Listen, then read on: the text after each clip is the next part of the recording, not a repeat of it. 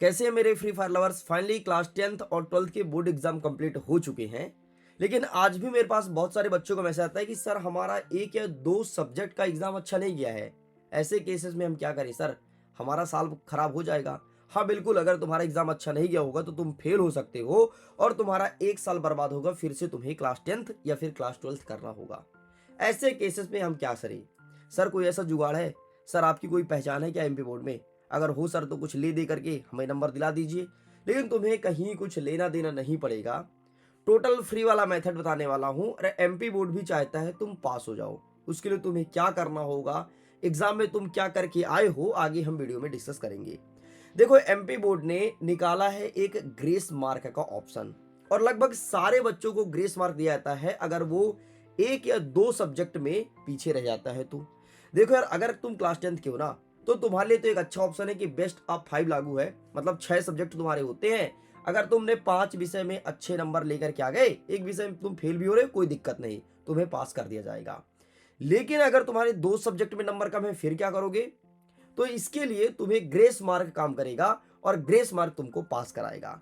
Grace mark का concept क्या है हम आगे डिटेल में डिस्कस करेंगे। लेकिन उसके पहले बता देता हूं, यह ऑफिशियल नोटिस है, ऑफिशियल आदेश है कि सारे बच्चों को ग्रेस मार्क देना है और एग्जाम में पास करवाना है। इसके पहले भी ग्रेस मार्क मिला है बहुत सारे बच्चों को, एग्जाम में पास हो गए हैं और आने वाले समय में भी बच्चों को ग्रेस मार्क मिलेगा। तो आओ हम डिटेल में समझते हैं कि क्लास 10th में कितने नंबर का ग्रेस मार्क दिया जाता है और क्लास 12th में कितने नंबर का ग्रेस मार्क दिया जाता है। देखो यार, अगर आप क्लास 10th या 12th में से किसी भी क्लास में हो, ठीक है, अगर आप 10th में हो ना तो 10th क्लास के बच्चों को 6 नंबर का ग्रेस मार्क दिया जाता है। लेकिन अगर आप क्लास 12th में हो तो आपको 5 नंबर का ग्रेस मार्क दिया जाता है। देखो, 10th वाले बच्चों के लिए सबसे बड़े फायदे की बात यह है कि सबसे पहले तो आपके 5 ही विषय का नंबर जुड़ेगा, मतलब बेस्ट ऑफ 5 लागू होगा। तो अगर आप एक विषय में फेल हो भी रहे होगे ना तो भी तुम्हें कोई दिक्कत की बात नहीं है। लेकिन अगर तुम दो विषय में फेल हो रहे हो, मतलब तुम्हारा एग्जाम बिगड़ गया है कोई दो विषय का, तो एक विषय तो तुम्हारा बेस्ट ऑफ 5 में चला जाएगा और एक विषय में अधिकतम 6 नंबर का ग्रेस मार्क देकर के तुमको एग्जाम में पास कर दिया जाएगा। क्लास 10th का पेपर होता था 75 नंबर का और इसमें पासिंग नंबर चाहिए 23। अगर तुम 23 नंबर लेकर के आ रहे हो मतलब तुम अपने एग्जाम को पास कर गए हो। तो क्या करोगे इस केस में कि अगर तुम्हारे 23 से कम आ रहे हैं फिर क्या होगा? सपोज करो यहां पर तुम्हारे 18 नंबर ही आ रहा है, ठीक है, 18 नंबर आ रहा है तो एमपी बोर्ड क्या करेगा, तुम्हें 5 नंबर का दया करेगा, दया मतलब जिसे ग्रेस मार्क कहते हैं, और तुम्हें 23 नंबर करके और तुम्हें एग्जाम में पास करा देगा कि ले भाई पास हो जा। लेकिन ऐसा भी हो सकता है कि तुम्हारे सारे पेपर बिगड़ गए, कोई पेपर अच्छा नहीं गया, तुम बस फेल होने ही वाले हो। कोई दो सब्जेक्ट का, दो नहीं कोई तीन सब्जेक्ट का एग्जाम बिगड़ गया, फिर क्या होगा? तो एक तो तुम्हारा बेस्ट ऑफ 5 में चला जाएगा, एक में तुम्हें ग्रेस मार्क मिल जाएगा। लेकिन अगर एक में तुम फेल हो रहे हो तो फिर इसका तुम पूरक परीक्षा मतलब दोबारा परीक्षा दे करके और बोर्ड एग्जाम को पास कर सकते हो। बाकी फिर तुम्हारा एक में ग्रेस मार्क तो मिल जाएगा, लेकिन कोई मतलब का नहीं, फिर तुम्हें पूरक परीक्षा देना ही पड़ेगा।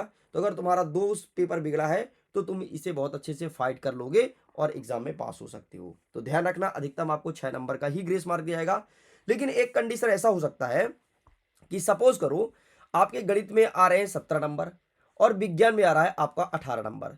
तो क्या सर सारे सब्जेक्ट में 6-6 नंबर का अधिकतम ग्रेस मार्क मिलेगा? मतलब अगर 17 आ रहा है तो 6 इसमें देगा तो 23 हो जाएगा, सर 18 आ रहा है तो 5 इसमें देगा तो 23 हो जाएगा। क्या ऐसा कंडीशन है? अरे भाई ऐसा नहीं है। अधिकतम उनको ये अथॉरिटी रहता है कि अधिकतम आप 6 नंबर दे सकते हो, लेकिन केवल एक विषय में दे सकते हो। ऐसा नहीं है कि सब में 6-6 नंबर तुमको दे दे और सब में पास कर दे। ऐसा कोई कंडीशन नहीं है, ऐसा कोई कंडीशन नहीं है। ध्यान सुन लो, आपको एक ही सब्जेक्ट में ग्रेस मार्क मिलेगा और एक ही सब्जेक्ट में ग्रेस मार्क देकर के आपको पास किया जाएगा। लेकिन एक कंडीशन ऐसा बन सकता है कि सर हमारे 15 नंबर आ रहे हैं, ठीक है, कोई एक विषय में सर 15 नंबर आ रहे हैं और ग्रेस मार्क तो अधिकतम 6 नंबर का ही देगा। तो सर कुछ नंबर तो और कम रहा है ना, ये तो हो रहा है 21 नंबर, 2 नंबर तो और कम रहा है ना, तो क्या 2 नंबर का और दया हो जाएगा? अरे नहीं होगा। उनको 6 नंबर का ही अथॉरिटी है, टीचर्स को 6 नंबर से ऊपर वो नहीं दे सकते हैं। तो इसलिए भाई साहब फिर आपको फेल माना जाएगा। लेकिन अगर आप क्लास 12th में हो और अधिकतम आपको 5 नंबर का ग्रेस मार्क दिया जाता है तो 5 नंबर का ही मिलेगा। अगर तुम्हारे आ रहे हैं 21 नंबर किसी एक सब्जेक्ट में और पास होने के लिए तुमको 23 नंबर चाहिए तो तुमको यहाँ पर 2 नंबर का ग्रेस मार्क देकर के पास कर दिया जाएगा। लेकिन ऐसा कंडीशन अगर हो जाए कि सर इसमें 21 आ रहे हैं और इसमें हमारे आ रहे हैं 22 नंबर, ठीक है, और इसमें 1 नंबर चाहिए, तो क्या 1 नंबर का ग्रेस मार्क दे देगा? क्योंकि टोटल तो 3 नंबर ही हो रहा है और अधिकतम वो 5 नंबर का दे सकते हैं। नहीं, ऐसा नहीं होगा। मैंने पहले ही बोला केवल एक सब्जेक्ट में ग्रेस मार्क दिया जाता है और अधिकतम 5 नंबर का दिया जाता है। सारे सब्जेक्ट में ग्रेस मार्क आपको नहीं दिया जाएगा। इस चीज़ को ध्यान रखिएगा। तो अगर तुम्हारे 1 या 2 सब्जेक्ट का पेपर बिगड़ रहा है, तो तुम ग्रेस मार्क से पास हो सकते हो अगर क्लास 10th में हो।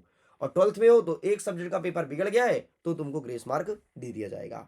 अब मुझे आप ये बताओ कि आपके किस सब्जेक्ट का पेपर बिगड़ गया है और तुम्हें क्या लगता है तुम कितने नंबर पा जाओगे? अगर तुम्हारे 1-2 नंबर कम होंगे ना पासिंग मार्क के लिए, तो तुम टेंशन मत लो, तुम पास हो जाओगे। एमपी बोर्ड तुमको ग्रेस मार्क देगा, लेकिन तुम्हारे रिजल्ट में ग्रेस मार्क लिखा रहेगा भाई। हाँ, ये एक बड़ा साइड इफेक्ट है। जब तुम्हारा कोई रिजल्ट ट्रैक देखेगा ना, तो उसके सामने लिखा रहेगा ग्रेस, मतलब तुम्हें ग्रेस द्वारा पास किया गया है। ये तो भाई बड़ी दिक्कत की बात है, इससे रिजल्ट बड़ा बेकार दिखता है। फिर सामने वाला को पता चलेगा अरे लट्टी पट्टी इसी से पास किया गया है, बस यही है। बाकी कोई खास अंतर नहीं मिलेगा, बस रिजल्ट दिखने में थोड़ी भद्दा दिखता है, बाकी कुछ नहीं है। ठीक है, बाकी पास तो हो जाओगे, तुम्हारा साल बच जाएगा, साल बर्बाद नहीं होगा। लेकिन इसके अलावा तुम्हारे मन में और कोई भी डाउट हो एमपी बोर्ड से रिलेटेड, जो तुम्हारे एग्जाम से रिलेटेड हो, तो कमेंट सेक्शन में लिख सकते हो।